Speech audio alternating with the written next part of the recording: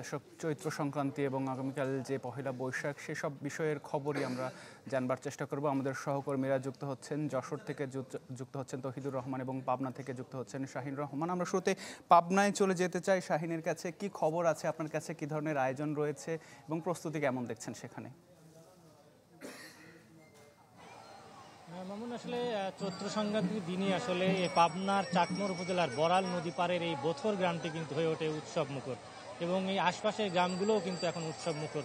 কারণ দূর দূরান্ত থেকে বিপুল সংখ্যক ভক্ত দর্শনার্থীরা কিন্তু এই চৈত্র সংক্রান্তির এই দিনে যে বোথর চরক বাড়িতে যে চরক পূজা ও মেলা অনুষ্ঠিত হয় সেখানে তারা কিন্তু জমায়েত হয়। আমরা দেখতে পাচ্ছি, আমার পিছনে যদি দেখাই, যে বোথর যে মহাদেব মন্দির রয়েছে সেই মন্দির ঘিরে কিন্তু এখন সেই বোথর চরক যে পূজা এবং মেলা 3 দিন ব্যাপী শুরু হয়েছে। আপনারা দেখতে পাচ্ছেন কিন্তু বিপুল সংখ্যক দেশের বিভিন্ন প্রান্ত থেকে কিন্তু তারা এই ভক্ত দর্শনার্থীরা কিন্তু এসেছেন, তারা এই পূজা এবং মেলায় অংশগ্রহণ করতে। তারা ইতিমধ্যে কিন্তু এই পূজায় অংশ নিয়েছেন এবং এখানে বোথর মহাদেব যে মন্দির রয়েছে সেখানে তারা পূজা দিয়েছেন। এবং এই চরক পূজার একটি প্রধান বৈশিষ্ট্য হচ্ছে যে চরক গাছ, সেই চরক গাছ ঘিরেই মূলত এই চরক পূজা এবং মেলার নামকরণ। আমরা একটু দর্শকদের সেটিও দেখাবো। আসলে এই চরক গাছেই তাদের ভক্তরা, হিন্দু ধর্মাবলম্বী যারা রয়েছেন, তারা তাদের মনোবাসনা পূর্ণ করার জন্য কিন্তু তারা এখানে দুধ, চিনি, তেল সহ বিভিন্ন উপকরণ তারা এখানে এই গাছটিতে তারা দেন। আপনারা দেখতে পাচ্ছেন যে এই চরক গাছ, এই চরক গাছ ঘিরেই মূলত এই চরক পূজা ব্যাপী। আসলে এর নির্ধারিত যে আসলে কাহিনী যেটি আসলে কত বছরে সেটি জানা না গেলেও প্রায় 2500 বছরের এই পূজা মেলা চলছে। আরেকটি বিষয় আমি জানাতে চাই যে মামুন, পাবনার বৈশাখ উদযাপন বর্ষবরণ যে নতুন বাংলা বর্ষ, সেটি ঘিরেও কিন্তু বিভিন্ন কর্মসূচি গ্রহণ করেছে জেলা প্রশাসন, উপজেলা প্রশাসন, বিভিন্ন সাহিত্য, সাংস্কৃতিক এবং শিক্ষা প্রতিষ্ঠানগুলো। আমরা যদি বলি যে সকাল 8টায় থেকে শুরু করে শোভাযাত্রার পাশাপাশি রয়েছে 2 দিন ব্যাপী বৈশাখ উদযাপন, কারাগার সহ বিভিন্ন যে সরকারি প্রতিষ্ঠানগুলো রয়েছে, তিনখানা থেকে শুরু করে সেখানে খাবার পরিবেশন সহ সাহিত্য সাংস্কৃতিক অনুষ্ঠান আয়োজন করা হয়েছে। তো এই হচ্ছে পাবনা থেকে চৈত্র সংক্রান্তি। জি শাহিন, অনেক ধন্যবাদ যুক্ত হবার জন্য। আমরা পাবনায় চৈত্র সংক্রান্তির খবর দেখছিলাম।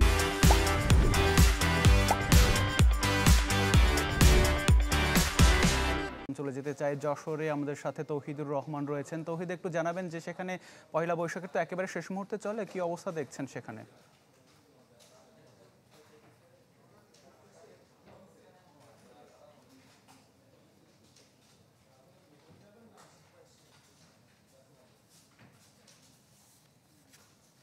আমরা বর্ষবরণের প্রস্তুতির খবর জানবার চেষ্টা করছিলাম আমাদের সহকর্মীদের কাছে।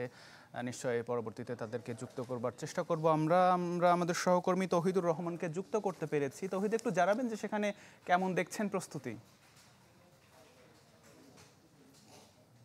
যশোরে যে প্রথম শোভাযাত্রাটি হয় এই চারুপীঠ থেকে, সেই চারুপীঠ এবারও কিন্তু শোভাযাত্রার প্রস্তুতি নিয়ে রয়েছে এবং বর্ণাঢ্য রূপ দিতে যথেষ্ট প্রস্তুতি তাদের রয়েছে এবং সকালে সম্মিলিতভাবেই সেই শোভাযাত্রা বের হবে।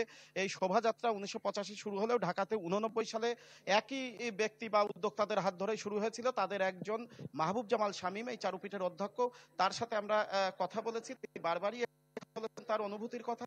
সেটা হচ্ছে যে নামেই হোক বাংলা উৎসাহ, উদ্দীপনা এবং উৎসবের যে আমেজ সেটা যেন হারিয়ে না যায়।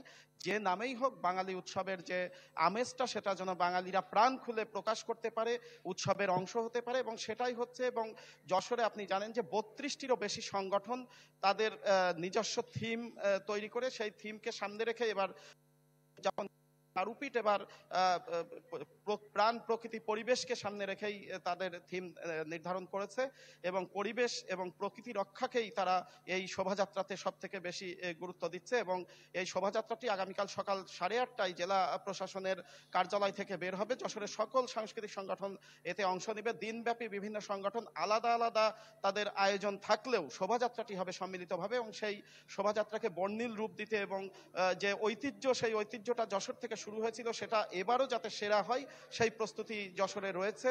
এবং বিভিন্ন ধরনের এবারে নববর্ষকে ঘিরে নানা ধরনের যে প্রচারণা শোনা গিয়েছিল সেটা নিয়ে আমি সাংস্কৃতিক কর্মীদের সাথে কথা বলেছি।